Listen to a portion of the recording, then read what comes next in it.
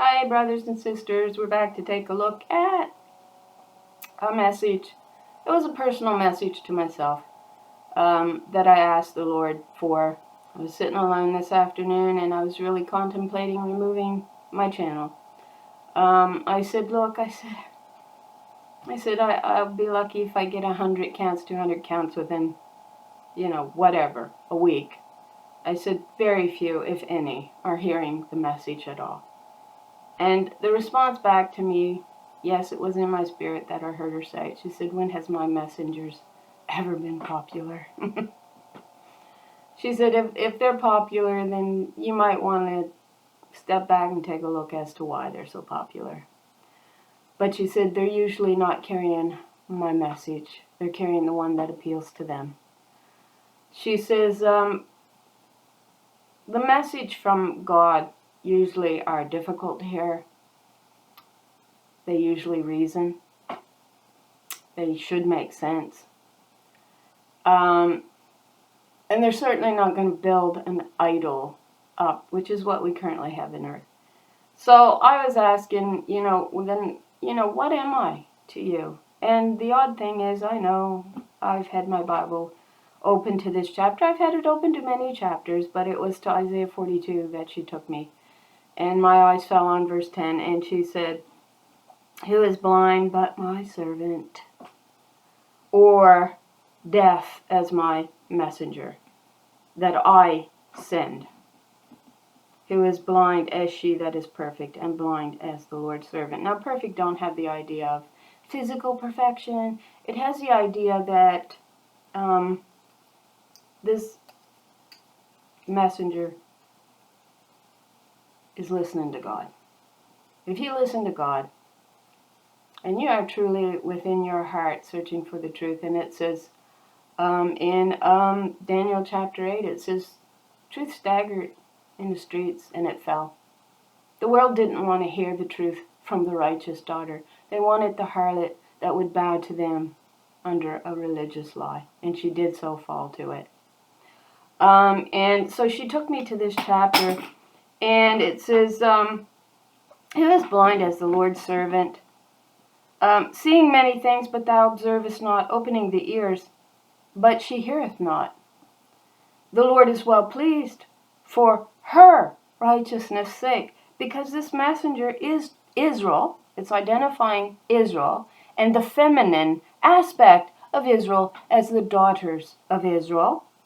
And it is for the Lord is well pleased for her righteousness' sake, and she will magnify the law and make it honorable. It wasn't bow down to a man and be washed in his blood. She says she will magnify the law and make it honorable once again, because it is not honorable. It says they are not valiant for the truth in the earth. Men, these men of Baal. And I could Google it, or we'll pull it up, because most thinks if you Google, then you're wicked. It's ridiculous. There's many ways to pull your information up, but we'll do this anyway. Verse, I think it's in Psalm. It says, for they are not valiant for the truth in the earth. So I asked the Lord, do you want me to continue? I've said I'm done. The Lord says, you're my messenger. Leave your message up. And I like what the Lord comforted me with. I do. I don't necessarily think this is one individual. Like I said, I think it's many daughters that are to come together in this this mindset, this understanding that you are going to be marked by.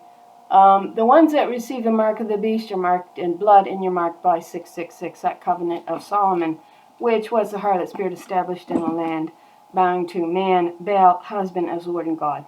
That's your covenant. And that's what's going to get you cut away. But you're too stubborn to listen because, well, you're built up on blind faith. And that's just what God told me. They're built up on nothing more than a religious lie and law, and they do refuse to turn from it. And that's why she does tell us few will find that pathway. Very few. She's not talking about 2 million. She's not talking about a million. She isn't. She's, or a billion, I'm trying to say. She's not talking about 2 billion. She's not talking about a billion. When she says a few, the Lord means a few are going to find that pathway. And this is the reason why. You want to shoot the messengers. You don't want to hear the message.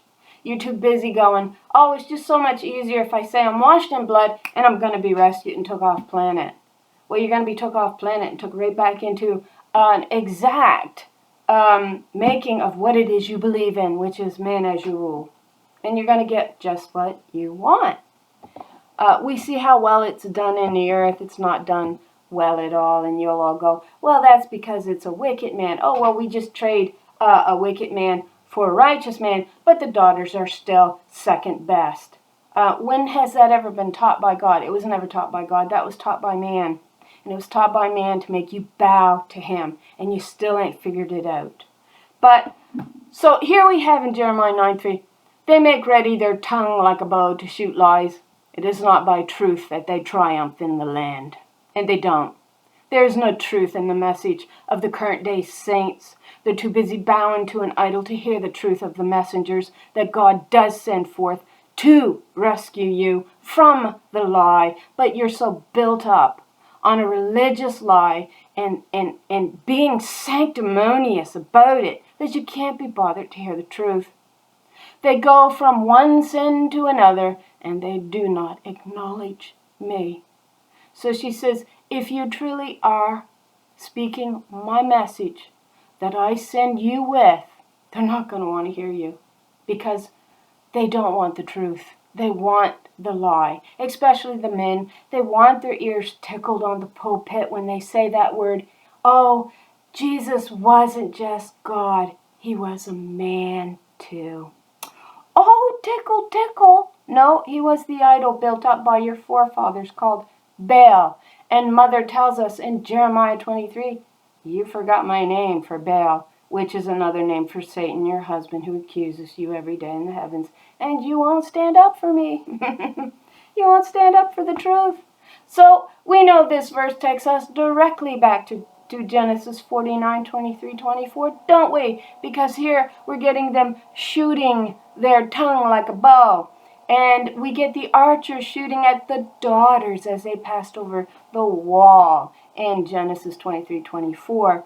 And so we understood that they are actually the key of David, and without them you will not have eternal life. And so I kept reading, and the Lord really comforted me with these words. But this is a people robbed and spoiled. You are. They are all of them snared in holes, and they are hid in prison houses. They are for a prey. You are for a prey, because you have fell to the lie of Satan, Adam, the accuser. And none delivereth for spoil, and none saith, restore. And that takes us back to that final verse that we pick up in Micah. And I didn't intend on saying too much here. I've already said too much. But as a messenger of God, which I now know myself to be, and I'm not going to deny the message. You don't want to hear it, that's fine. God has told me. That's a mark of them not wanting to listen. That you are of me. That you are speaking my message. If you had fantastical dreams about a man and how he spoke to you and how father this and father that and son this and son that, well, yes. You'd probably have 1,000 or 2. But if you speak my truth, and 1,000 to some of us, wow. Well, that's just grandiose. Because we're never going to see it, on most of our videos. But here in Micah 2, verse, what does it say? 13, what does it say? It says, the breaker has come up before them. They have broken up and have passed through the gate, and are gone out by it, and their queen shall pass before them, and the Lord on the head of them. That's not the verse. It says that you will be a restorer of the breach, right? Let me see if I can pull it up here. You will be called a restorer of the breach. So that is found In Isaiah 58:12, your people will rebuild the ancient ruins and will raise up the age-old foundations. You will be called repairer of broken walls and restorer of streets with dwellings. Well, that takes us directly to what we see happening in Daniel 8, which was where truth staggered. We saw them staggering in the streets. The true foundation had collapsed in a sense because they rejected the true cornerstone. You look the word cornerstone up in the Old Testament, it's a feminine noun. It's a feminine noun for a reason. You laid your government system upon a religious lie of that a woman would bow to you because you're the image, the true image of God. And it is through man that God can work. Not the spirit, mind you. It's an image that God works through. And it's because I have muscles in my arm and I can punch your face in and I can use a lot of violence that God chose to use me. I can tell you to sit down and shut up, woman, and you must obey me because of all the muscle in my arm. What else could God be? I mean, honestly, what else could God possibly be? And yet God says, not by might, but by my spirit do I do all these things. Because the true might of the body is the spirit. That's what God says over and over. But you're all in denial about it, and you point to a man as if that's God. Because your brain can't get past those muscles in his arms, I guess. I don't know what else it could possibly be. But, oh yes, it's right. It's because he's sanctimoniously more righteous than you on the pulpit. Don't you hear those gentle voices that they're talking and telling you that you must submit to him? Don't you hear that?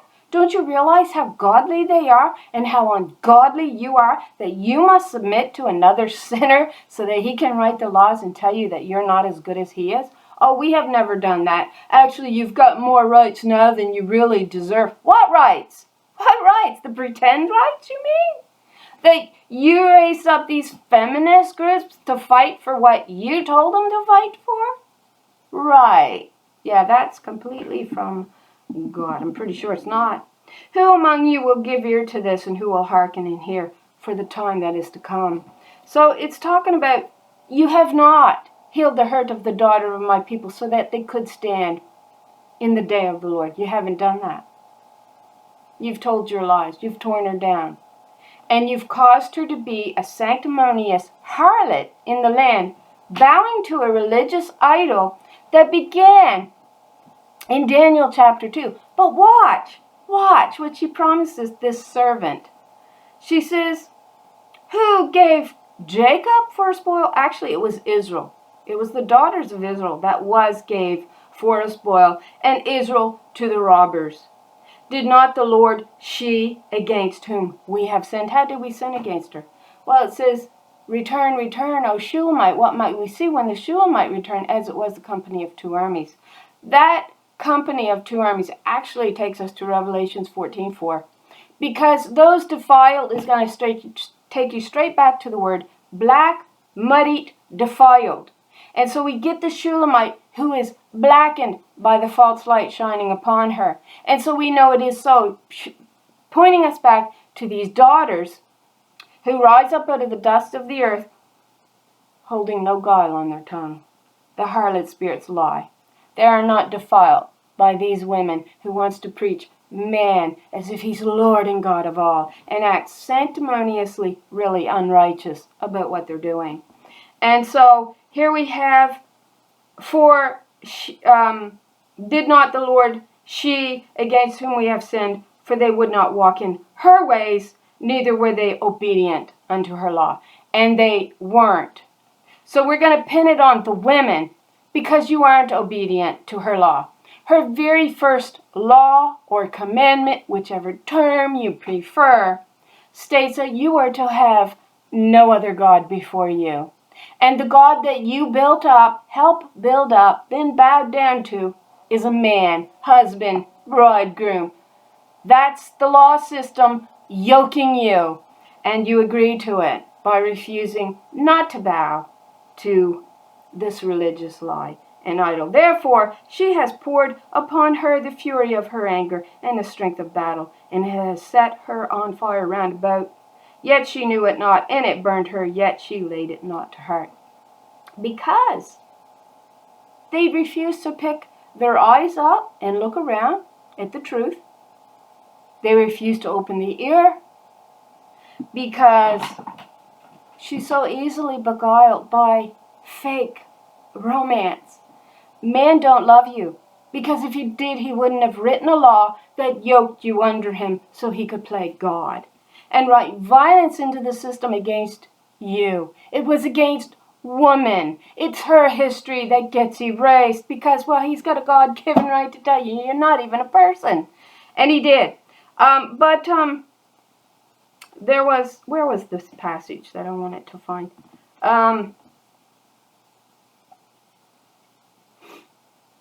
Okay, so I think, yeah, it's actually in Isaiah 43. That is actually going to lead us back to the statue. I believe it's Daniel 2 or Daniel 3. All right, with the three men, Meshach, Shadrach, and Abednego, who gets tossed into the furnace of fire, right? So this is actually a promise to her. Don't worry, you're not going to burn. Don't worry. If you go out and you be my messenger and you speak the message that I have gave to you, because you have determined to listen to and for the truth, not the liars in the land. This is the promise that she makes to her messengers, all right, that this world hates and don't want to hear. All they can do is pick up their tongues and shoot nasty words at them because they don't want to go in and reason the simple truth out. But now thus saith the Lord that created thee, O Israel, and she that formed thee, O Israel. Yeah, she did that. Fear not, for I have redeemed thee. I have called thee by thy name. Thou art mine. When thou passest through the waters, she says to her, I will be with thee. And through the rivers, they shall not overflow thee. And when thou walkest through the fire, thou shalt not be burned, neither shall the flame kindle upon thee. Why? Why? Why do you think? Because she's not bowing to an idol of a man as her Lord and God. And that's the correlation that you make to Daniel. Is it 2 or 3? Meshach, Shadrach, and Abednego walking around in the furnace of fire, completely protected. Why were they protected? Why? Because they didn't bow to this golden idol of a man and a king as your Lord and your God. They were completely protected from the fire. She says, I'll cut you away.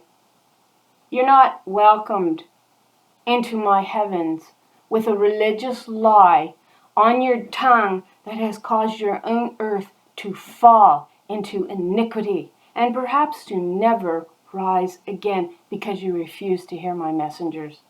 So I can sound ignorant, I can sound arrogant, I can sound many things to many people, but God gave me blessed reassurance today that I am so one of her messengers speaking the truth for her. And I'm not going to back down from that. And I won't say I'm going to put a video up all the time, every week. I'll do it when the Spirit moves me. I think there's enough information. She's just been encouraging me because it's not easy. It's not easy to get on here and to go against the flow of common day Christos, the Anointed One's thinking. Because the Anointed One is a man in the earth known as the Antichrist, who went against the true Anointed One in the earth in the very beginning. She is the cornerstone that was rejected before the foundation of the world. It was not a man. You are built upon a religious lie and of a harlot spirit that bows to a man playing God. And he's going to deliver the children, because the children all belong to him, don't you know? He gave life to everything. Bible tells you that. Yeah. So, I mean, you're not going to take this covenant in part. For those of you women who think that you have a right that you can just say to the husbands of the land. Because if you believe everything in the New Testament about this covenant, it has you bowing at your husband's feet, unable to deny him what he tells you. That's right. You must remain silent. Yeah. You can't just take part of it. You got to take it all. That's right. And if you don't want to study and you choose to let him do your thinking for you, the message will never get through. It's never gonna flow into your spirit, because Satan, Adam, that idol that empowers men upon this earth to continue to write their laws, to remove the she pronoun, and to tell you that the only way you are the image of God is because of him. Yeah. I remember reading some things, nasty things, that these forefathers who helped translate the word had to say against women. And it says she can only shine with light if she basks in the light of her husband. That was kind compared to some of the things they had to say. You think those thoughts still aren't in their hearts? Wow! You really don't know what's going on around the globe. You really have no clue. And she says, if you're truly a messenger of mine, you are not going to be popular with the people. So, I take encouragement from that. And she says, the fearful and unbelieving will have no part in my heavens. They are mine. I'm the one that laid them out. I'm the one that forms life. I'm the one that creates life. And I'm the one that gives it, not him. But if you want to bow to an idol, you will be yoked under his law system, and there you will die, and you will never be resurrected in a new heaven, because you simply don't want it. And so there's my message. I know I'm a messenger of God. I know I am. She told me that today. And, I've always known it was never popular. And like I said, it does hurt. You're alone. You feel oftentimes very alone. Even in your local part, you get the feeling some may know of your channel or seen it, and you get this very cold feeling from them, and that's fine. That's fine. I needed to know it from my God. And she said, don't worry. You are protected because you don't bow to that idol. You did bother to seek me out. You did bother to get on your knees and find the true living God. And so I thanked her for her message. I appreciate anybody watching this message. I know there's very few that cares anymore. Past the due date, they feel. But again, the Lord said, you're my messenger. It's not going to be popular. So, thanks for watching. I do pray the Lord blesses you with an abundance of truth. Most don't want it, though. So, thanks for watching, and I hope y'all have a really nice day.